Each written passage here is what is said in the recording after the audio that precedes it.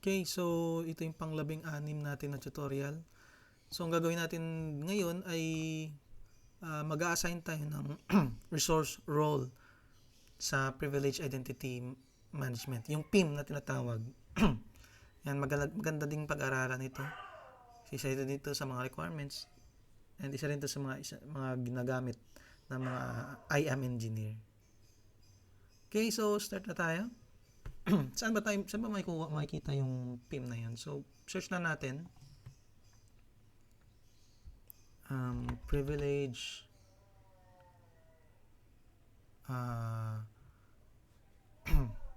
sorry, Microsoft Intra ayan, so click lang natin to. So ito yung mga ginagawa ng PIM. So parang pwede ka mag-enforce ng time lang kung kailan niya lang i-access. So yan, paliwanag natin mamaya. So activate muna natin to. Activate. Okay. Yan. So punta tayo dito sa Azure Resources.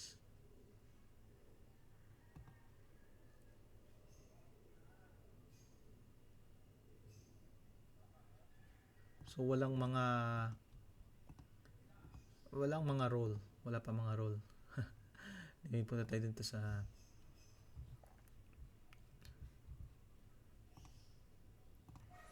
and so punta tayo dito sa Azure Resources again. Discover resource natin. So, click natin to. Manage resource. Okay. So ito na siya. So click natin ito. Makita natin yung mga yan, may mga access. So PIM activities in last 30 days. Yan. Kanya na siya. So i-manage natin to. Maglalagay tayo ng roles.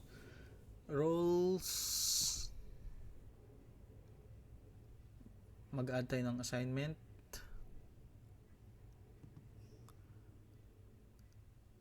Anong role ba yung for example, itong API Management Service Contributor. Yan. Pilitin ng members. Bigyan natin si Mary Lou again. Select. Next. Yan. Ito yung kagandahan sa PIM. So, for example, contractor lang siya. Contractor lang si Mary Lou. And 1 year lang yung nakakontract sa kanya. So, pwede natin eligible. Ito yung pag ginamit mo kasi itong eligible, although may access na siya, pero kailangan niya pang kailangan niya pang mag MFA, check kung okay yung MFA niya. Tapos magpo-provide pa siya ng business justification, like 'di ba, na access niya yung resources, so may yung API na siya access. May mag-ano pa rin pag nag-login siya doon, mag-require pa ng MFA, tapos hihingin pa yung justification niya kung bakit i-access niya to. Tapos i-approve pa yun bago niya talaga totally ma-access yung resources or magawa yung kanyang role within these resources. So ganun yung eligible. Pero pag active naman, hindi mo na kailangan lagay ka lang ng justification dito. Pero hindi mo na kailangan kung wala namang policy, hindi mo na kailangan mag-MFA, mga ganun. Hindi mo na kailangan ipa-approve. Pag nag-provide ka ng ng justification dito, yan. So, always ka lang may access. Lagi ka lang may access. So, every time you access the resources, dire-diretso na. Hindi mo na kailangan pa-approve, ganun. Pero pag eligible, kailangan pa-approve, ganun. So, anyway, piliin natin yung yung eligible na lang para safe. So assign. So ganun lang. Isang like example, isang araw lang may access lang sa isang araw. Oops. May error. Sorry. Naka 2026 pala. Yan. So assign.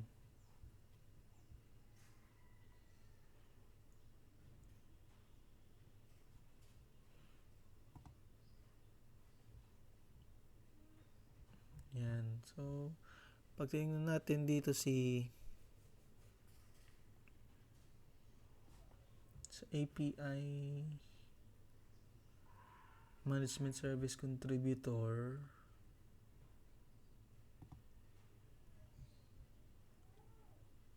dito na si Mary Lou. And so ganyan lang maglagay ng gumamit ng PIM or Privilege Identity Management. Kagandahan dito is may time frame siya kung kailan niya lang i-access. And yan, makita natin dito eligible, active. So ibig sabihin gumagana na, ginagamit niya na resources. Eligible, parang may access na siya pero kailangan pang pa-approve. Kailangan pang may mga process pa siyang gagawin. Expired, makita natin din mga expired na. Like for example, si Mary Lou, expired na yung kanyang role sa resources na to. Tapos nag-extend yung contract niya. So i-reactivate ulit natin. So yun.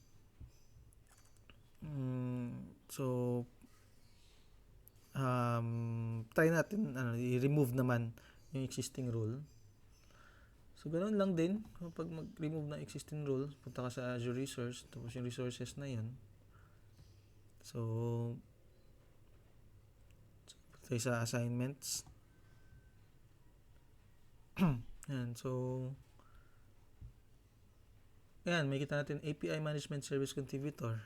So remove na lang natin, pwede natin i-update, i-extend yung time. So remove na lang natin. So testing lang naman to. Remove kasi subscription siya, buong subscription, buong resources, lahat ng resources within this subscription ay may access si Mary Lou sa pag-manage ng service contributor sa API. Okay, so remove na natin. Ganito na lang parang mag-remove. Yes. Hintayin natin matapos. Move successfully. Okay, so ganyan lang po. Gumamit ng PIM ng Entra ID.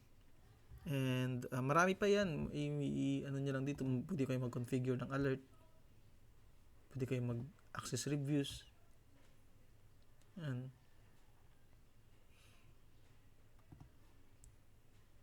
Settings.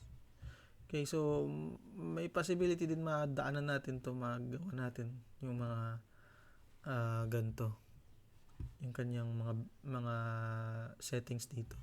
Anyway, yun lang yung basic. So roles and assignment tayo, paano mag-assign ng user and magbigay ng roles sa user within the resources. Yung ginamit yung resources natin is yung buong Azure subscription. So okay, so yun lang po. And wag niyo lang lagay sa owner. Kasi yung owner talagang kaya niyang gawin lahat.